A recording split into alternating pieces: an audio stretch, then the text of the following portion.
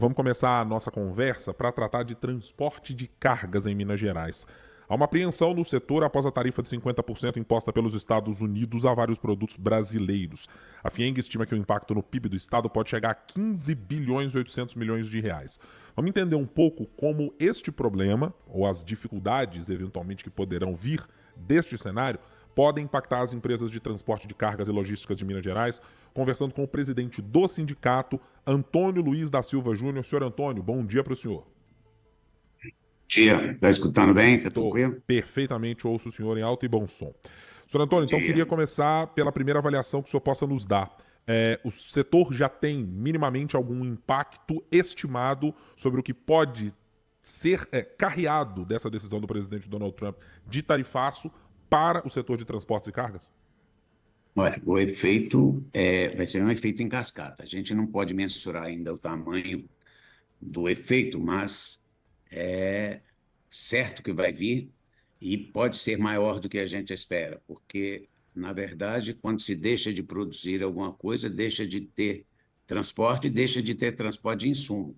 E uma coisa leva a outra. Ou seja, uma empresa para de produzir para exportação, deixa de comprar, ou, consequentemente, outra deixa.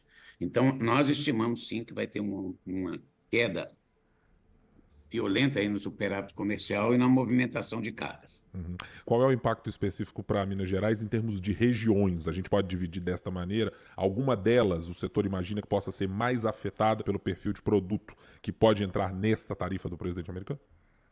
Eu acredito que o setor agrícola, principalmente na produção do café, na produção agrícola, que ocorre exportações de soja, milho e produtos derivados, isso pode ocorrer com mais frequência. No caso do minério, no caso do Gusa, isso está aparentemente isento e está fora desse tarifaço. Porém, a consequência é na indústria satélite, quer dizer, você deixa de ter produção, deixa de ter movimentação, consequentemente, você vai ter menos emprego, menos movimentação de mercadoria. Uhum.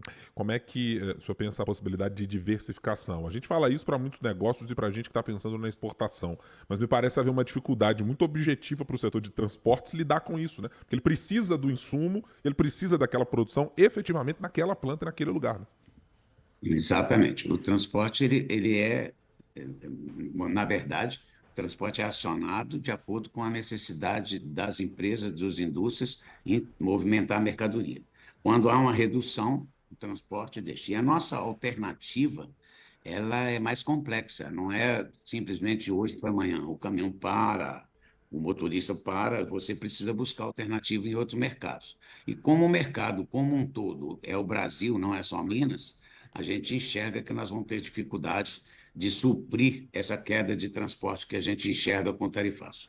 E isso o senhor imagina que possa ocorrer num curto prazo, né? É imediatamente que o setor acaba sentindo esta mudança, ou, dados os perfis de produtos, seja do minério de ferro, seja do café mencionado pelo senhor, a gente deve levar um certo tempo e quanto para medir isso no setor de cargas?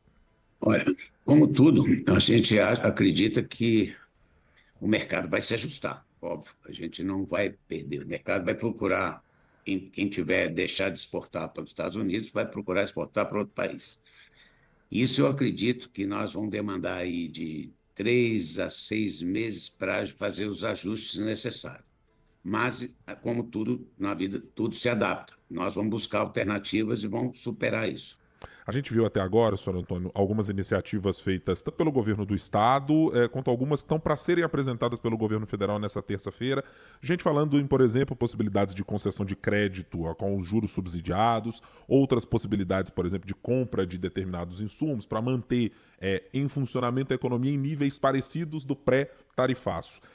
Essas decisões até agora apresentadas ajudam de alguma maneira a mitigar as dificuldades no setor de transporte de cargas e logística? São medidas anunciadas e não colocadas em prática ainda. O tempo vai depender do tempo que isso vai ser efetivado e do tempo que isso vai ser colocado em operação. O crédito, ele tem já bastante dificuldade antes do tarifaço, ou seja, o juros está muito alto, os juros estão impedindo os investimentos de longo prazo. Então, essa possibilidade, ela minimiza os efeitos, mas vai depender muito da rapidez e eficiência da colocação disso no mercado. Bom, de maneira geral, que perspectiva o senhor tem deste cenário? O senhor ainda está acreditando na possibilidade de negociações entre governos? O senhor ainda vê uma espécie de luz no fim do túnel para que o setor não seja tão impactado, senhor Antônio? Eu enxergo o seguinte: nós temos que pensar, largar de ideologia e pensar no país. Eu acho que a necessidade de se negociar é premente e urgente.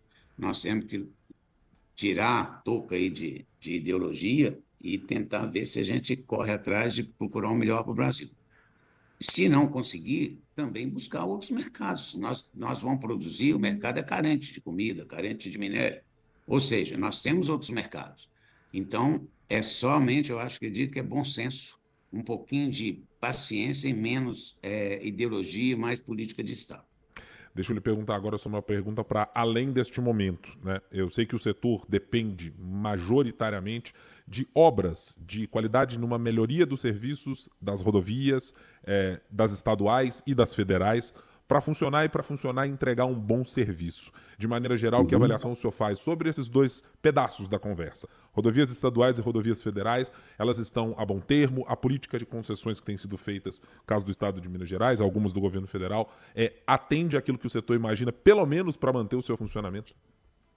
Olha, melhorou bem, a gente não pode deixar de dizer que houve uma pequena melhora, mas tem muita coisa a ser feita, nós temos muitas rodovias estaduais precisando de manutenção, as federais, as concessões principais, a 381, que é a rodovia da morte, aí vai de Belo Horizonte a Governador, precisa ser mais ágil a duplicação, porque isso são custos, e isso atrapalha realmente o desenvolvimento do Estado. No âmbito estadual, eu vejo um esforço do pessoal do governo em melhorar, mas há muita coisa a ser feita. Tem muita estrada ruim, principalmente nos interior, corredores de escoamento de safra. Nós precisamos cuidar mais das nossas rodovias. Presidente do Sindicato das Empresas de Transporte de Cargas e Logísticas de Minas Gerais, senhor Antônio Luiz da Silva Júnior, muito obrigado pela ajuda do senhor aqui a elucidarmos um pouco melhor os dramas e as dificuldades do setor. Muito obrigado, senhor Antônio. Obrigado. Obrigado a vocês e um bom dia.